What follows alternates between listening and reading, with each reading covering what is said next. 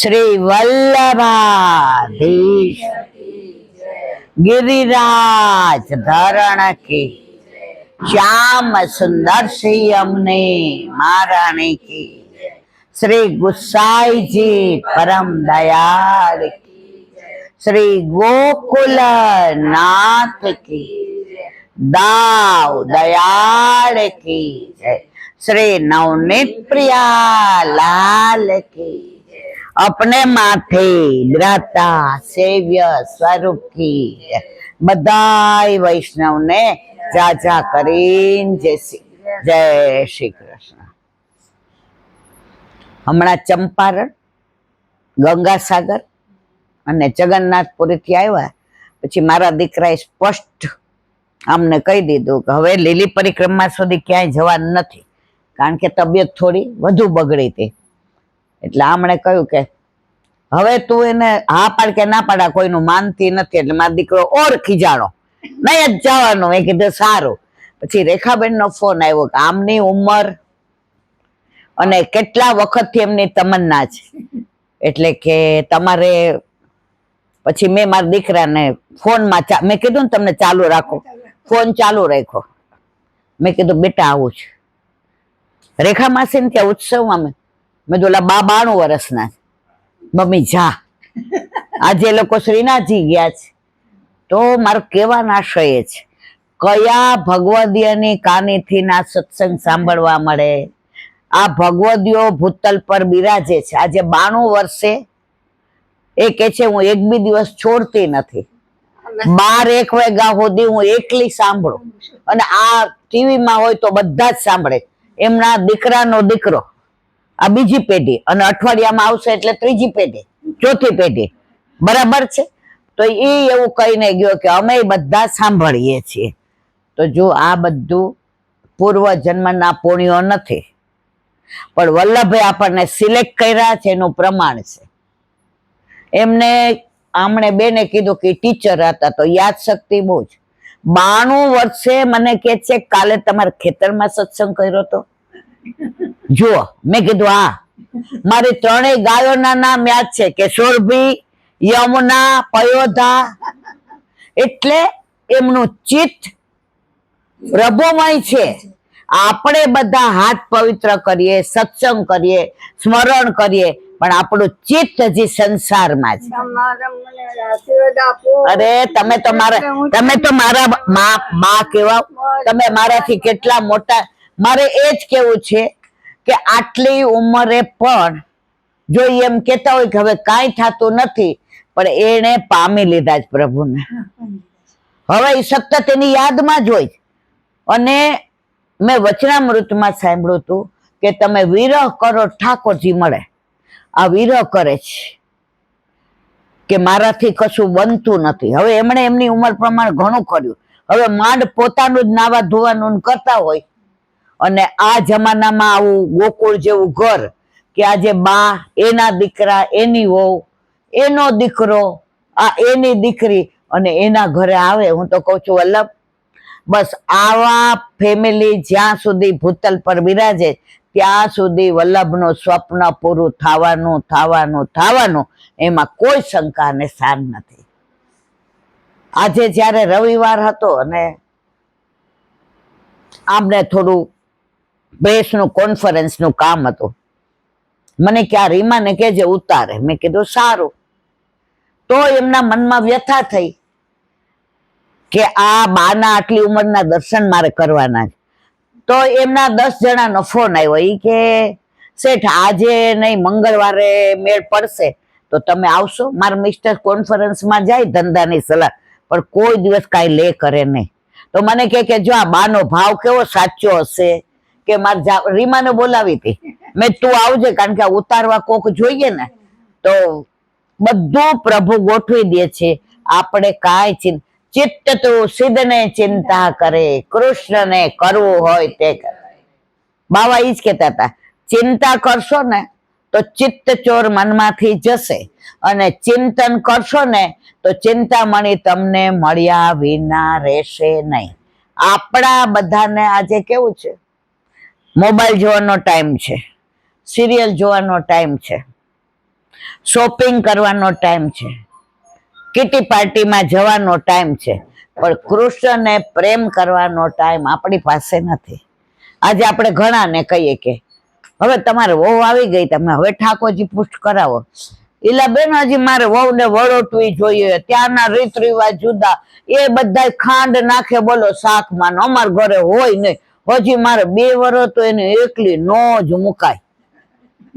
પછી હું બાજુમાં કહું, અહીંયા આવો મારા વાલા, અહીંયા આવો. આ બધા સાક્ષી છે, મંદિરમાં હોય કે બહાર હોય. હું કહું, માનો કે તમે લીલામ પહોંચી ગયા, તમારી વહુને વળોટશે કોણ? આપણે બધાને ક્યાં નક્કી છે કે હમણાં જવાના, ક્યારે જવાના? હવે આપણે અત્યાર સુધી સંસારનું કર્યું, હવે શ્યામનું કરીએ તો મારો વલ્લભ એટલો રાજી થાય કે સંસારમાં રહીને શ્યામને ભજાય, સંસારમાં રહીને શ્યામને પ્રેમ કરાય. આજે આપણે શ્યામને પ્રેમ કરતા હોઈએ તો સંસારની ચિંતા આપણે કરવાની જરૂર નથી. આપણા ઘરે આપણા માથે બિરાજતા આપણા ઠાકોરજી જ સંસારની ચિંતા કરે. આપણે પ્રભુ કે છે, તું મને યાદ કર, તું મને પ્રેમ કર, તું મારાથી દૂર.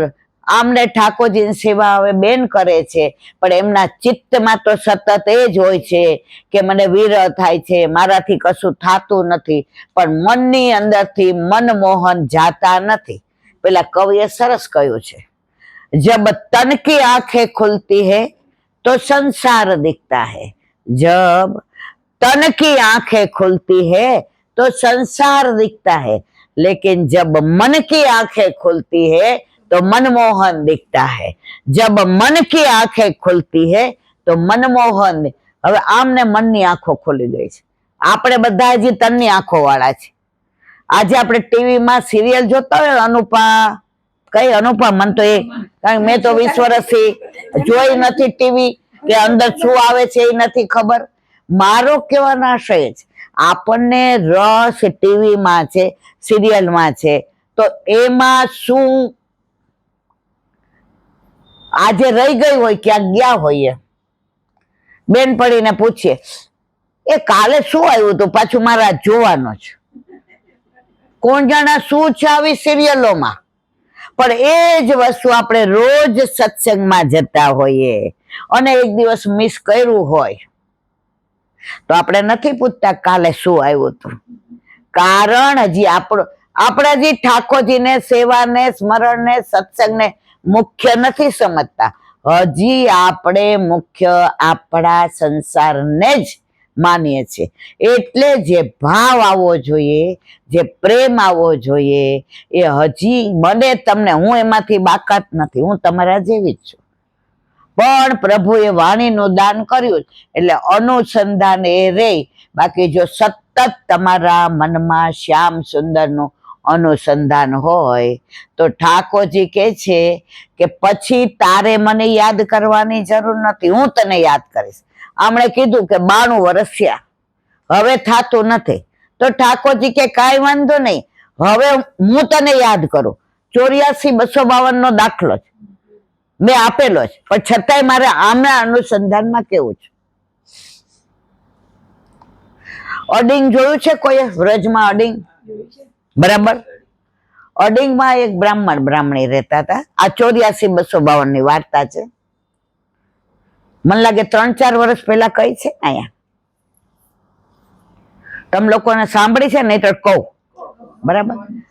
બ્રાહ્મણી રહેતા હતા. હવે ગુસાઈજીના સેવક, 84 વૈષ્ણવ આપણા વલ્લભના, 84 બેઠક આપણા વલ્લભની. અને વલ્લભે જે કાલે પવિત્ર આમ બારસ છે, પણ આપણે બધું ગુસાઈજીએ નક્ષત્ર પ્રમાણે આપ્યું છે, એટલે આપણે બધા કાલે શૃંગારમાં પવિત્ર ધરીશું.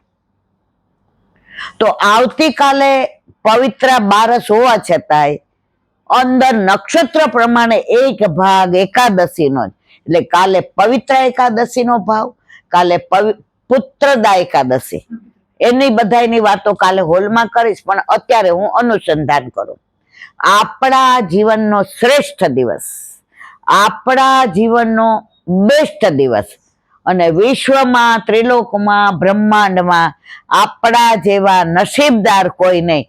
ભાગ્ય સૌભાગ્ય શ્રી યમને જુદે. આજે આપણા ઉપર કેવી કૃપા કે આટલા બધા દુનિયામાં માણસો, એમાં માનવ ઘણાય થયા, ઘણા પશુ જેવાય રહે છે, મારા મારીને, કાપા કાપીને, અભક્ષ્ય, ના ખાવાનું ખાવાનું, ન બોલવાનું બોલવાનું, ના જવાનું જવાનું, ના પહેરવાના કપડા પહેરવાના. અત્યારે સુસંસ્કૃત પ્રજા પણ પશ્ચિમનું એવું અનુકરણ કરે છે કે આજે આપણી બહેનો દીકરીઓ આપણી સામે કપડા પહેરીને આવે ને ત્યારે આપણે આમ જોઈ જવું પડે છે. અને પછી આપણે કઈ કે આજે આ બધું બગડી રહ્યું.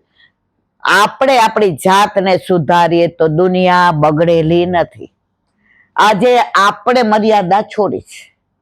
તો કાલે પવિત્ર આપણે ઠાકોરજીને ધરાવશું, પરમ દિવસ સવારે ગુરુને ધરાવશું, અને સાંજે વૈષ્ણવને, અમારા સૌરાષ્ટ્રમાં પવિત્ર વૈષ્ણવને પણ ધરાવીએ અને એના મુખમાં પણ કેસરી મિશ્રી દઈએ. તુજ સંગ કોઈ વૈષ્ણવ થાય તો તું વૈષ્ણવ સાચો, તારા સંગનો રંગ ન લાગે ત્યાં સુધી તું કાચો. હજી આપણે બધાય કાચા છે.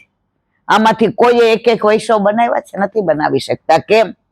હજી આપણે જ પૂરા વૈષ્ણવ નથી બન્યા. તો કાલે પવિત્ર એકાદશીનો ભાવ અને પવિત્ર ધરાવવાનું, આની વાત મેં ઘણી કરી છે, છતાંય આજે સેજ અનુસંધાન, પછી ઓલી વાર્તા કરું જે આમના અનુસંધાનમાં છે. વલ્લભનું પ્રાગટ્ય ગોલોકમાં થયું. કેવી રીતે થયું? મહિના પહેલા મેં કહ્યું છે કે સામનીજીને વિરહ થયો, ઠાકોરજીને વિરહ થયો, અને બે વિરહ ભેગા થયા. એક જ મિનિટ રીખો બેટા.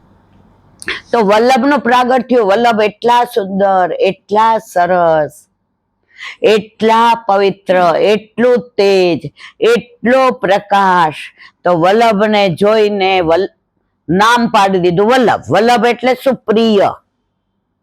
હવે આટલા બધા સુંદર, તો સામનેજીને નીચે ભૂતલ પર પધરાવાનું મન ના થયું, ઠાકોરજીને મન ના થયું. પણ ઠાકોરજી કે દેવી જીવો બધા ભળી ગયા છે પ્રવાહીમાં, એમને શોધી શોધીને બીજા કોઈનું સામર્થ્ય નથી કે મારા હાથમાં દે. ત્યારે વલ્લભના અહીંયા ભૂતલ પર પધરાવ્યા. અને વલ્લભને ચિંતા થઈ કે કેવી રીતે દેવી જીવને શોધું. તો ગોવિંદ ઘાટ ઉપર વલ્લભ આમ કરીને બેઠા હતા. એક સમય ચિંતા ચિત્ત આઈ, દેવી કહી વિધ જાની જાય. ત્યારે રાતના ગોકુલચંદ્ર માજી કે શ્રીજી બાવા બધા એક જ છે, એમણે તરત પ્રગટ થઈને કહ્યું, મારા વાલા વલ્લભ, ગોલોકનું આટલું મોટું સુખ છોડીને પધાર્યા છો, તો હું તમને એવો બ્રહ્મ સંબંધ મંત્ર આપું છું, જે તમે દેવી જીવને શોધીને એનો હાથ મારા હાથમાં સોંપશો, એનો ક્યારેય હું ત્યાગ નહીં કરું. આપણે બધા કેટલા દોષ કરીએ છીએ, કેટલા અપરાધ કરીએ છીએ, કેટલું ખોટું બોલીએ છીએ, કેટલો પ્રપંચ કરીએ છીએ. આપણે જ આપણને જાણીએ કે આપણે કેવા છીએ. માણસની 4 પર્સનાલિટી છે. એક જેવા છે એવા. એક જણો હરીસો વેચવા નીકળો, એટલે બધાએ પૂછ્યું કે આ અરીસામાં, તો કે અરીસામાં જોઈને હું ફોટા પાડું, તમારે કયો ફોટો પડાવો? તો કે ભાઈ અરીસો આગો રાખ, તું કેવા ફોટા પાડસ? તો કે એક ફોટો એવો કે તમે જેવા છો તેવા, એના 10 રૂપિયા. બીજો એવો કે મને એવું લાગે તમે આવા સારા લાગશો તો હું એવો પાડું, એના 20 રૂપિયા. ત્રીજો એવો કે દુનિયા એમ કે આ બહુ સરસ છે, તો એના 30 રૂપિયા. અને ચોથો એવો કે બધા એમ કે આમના જેવું સુંદર તો કોઈ જ નહીં, એના 40 રૂપિયા. સમજાણું બધાને? કેવો પડાવે બધાય? જો આમાં મેં તો કઈ કીધું નથી, એમાં હું બાકાત નહીં, તમે નહીં.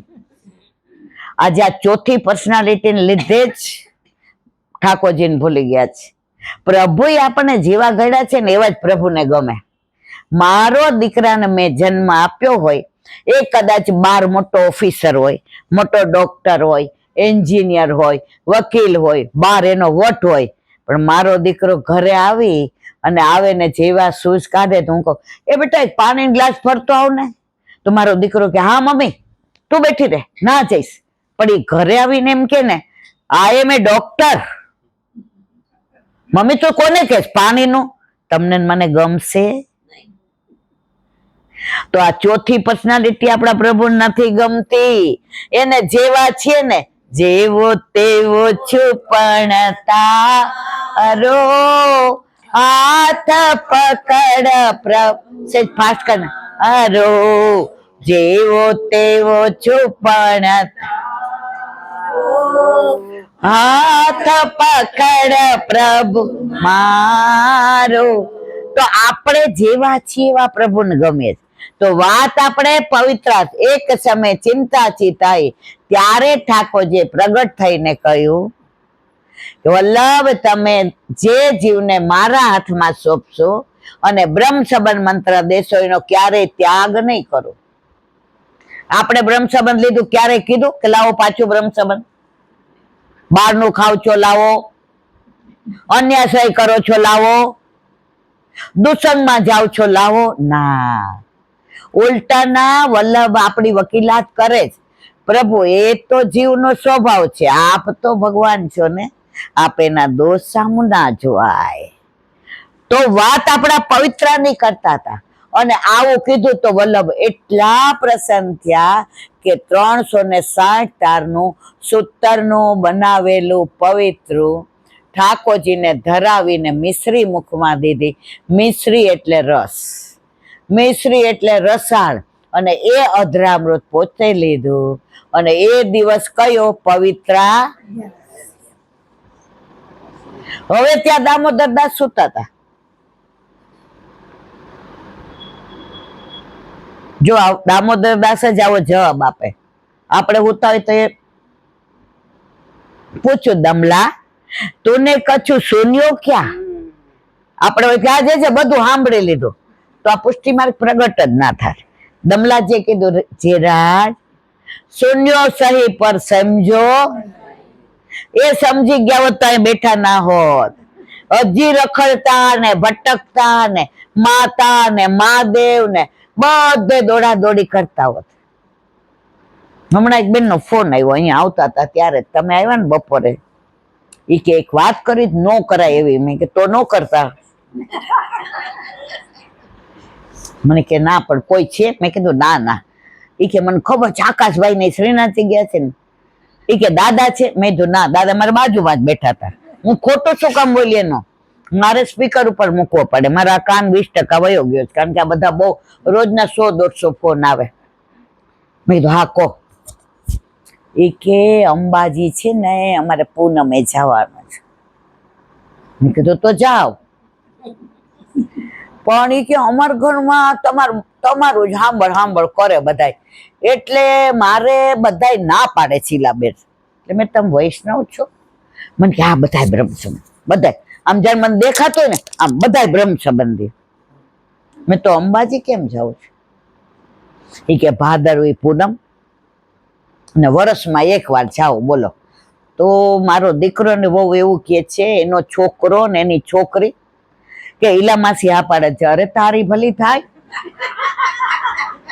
હજી તો આગળ સાંભળો, આ તો ખડખડાટ હશે મારી બાજુ બેઠા બેઠા. મને કે તારે રોજ ઓલા વકીલી જેમ નવા નવા કેસ આવે કે એટલે મેં કીધું હા બોલો બોલો.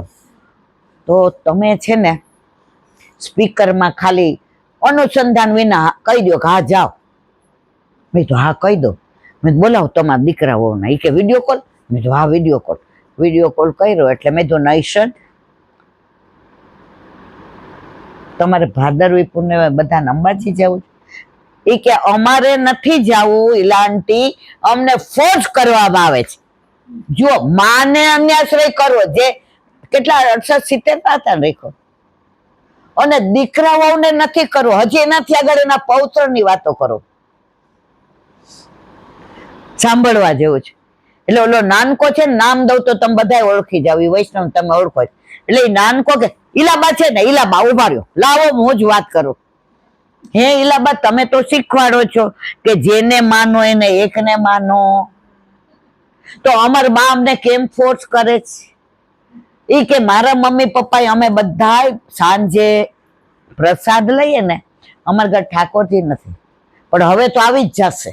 તમારી યારે વાત કરીને પછી કે અમે બધા રાત્રે ટેબલ ઉપર જમવા બેસીએ, એટલે આ તમારું ચાલુ કરીએ ને હાથ સુકાઈ જાય પણ કોઈ બંધ ન કરે, બધા ત્યાં જ બેઠા રહે. તો એલાંટી અમને બા કેમ અન્યાશ્રય કરવાનું કહે છે? મેં તારે જાવું જ? ઈ કે ના, મને પરાણે કહેશે ને તો તમારા ઘર આવી જાય, જુઓ તમે. તો એના મમ્મી કે મારે નથી જાવું. દીકરો કે, પછી મેં આમને પૂછ્યું, મેં તમારે કેમ જાવું છું? મને કે નાનપણથી પૂનમ ભાદરવી ભરીને એટલે યાદ આવે છે. મેં કીધું તમે નાના હતા ને કોઈ યારે ફરતા હો, કોઈ યારે પિક્ચર જોવા ગયા હો છોકરા રે, અને તમારે હગાઈ લગ્ન થઈ જાય પછી એને ભેગું જવાય? મને કે ના જવાય. મેં તો એને ભેગું ખવાય? મને કે ના ખવાય. તો મેં તો અહીં જવાય? એના દીકરાને કીધું, દીકરાના દીકરાને. એ કે અમે એવું કહીએ છીએ કે બા દાદા સંસ્કાર આપે કે અન્યાશ્રય ન થાય. દીકરા, આજે હું બહુ રાજી છું કે આજે અમારી પછીની પેઢી એકને જ માનશે અને કૃષ્ણને જ. એ છોકરો કેવડો હતો ખબર? 8મા કે 9મા? 8મા. હવે એને તો એની દ્રઢતા જુઓ. પછી કહેલા બા હવે અમારા ઘરમાં અમે બધા ઠાકોરજી પુષ્ટ કરાવવા તૈયાર છીએ, અમારા બા ના પાડે છે. મેં કીધું આ બધું નવું જોઉં છું. મેં કીધું કેમ?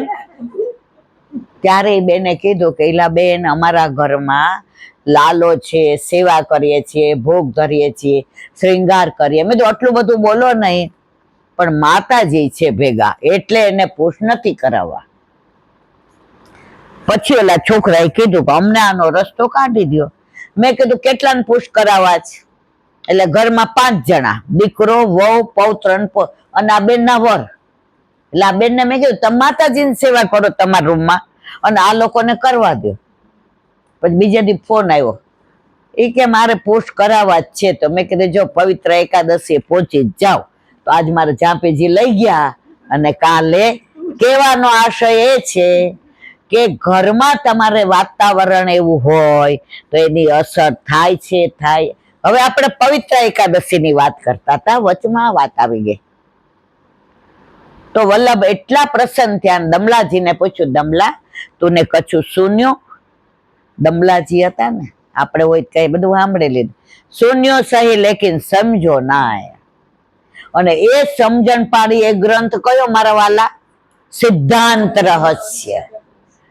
કાલે બધાએ 2 દિવસ રોજ 16 ગ્રંથ કરતા હો કે ના કરતા હો, જો સંસારમાં રહીને શ્યામને ભજાય, પણ આ 2 દિવસ અવશ્ય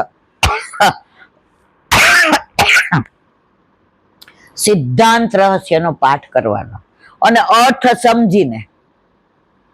અત્યારે આપણે બધા પોપટ છીએ, ખાલી મોઢે આવડી જાય, અંદરનો અર્થ ખબર હોતી નથી.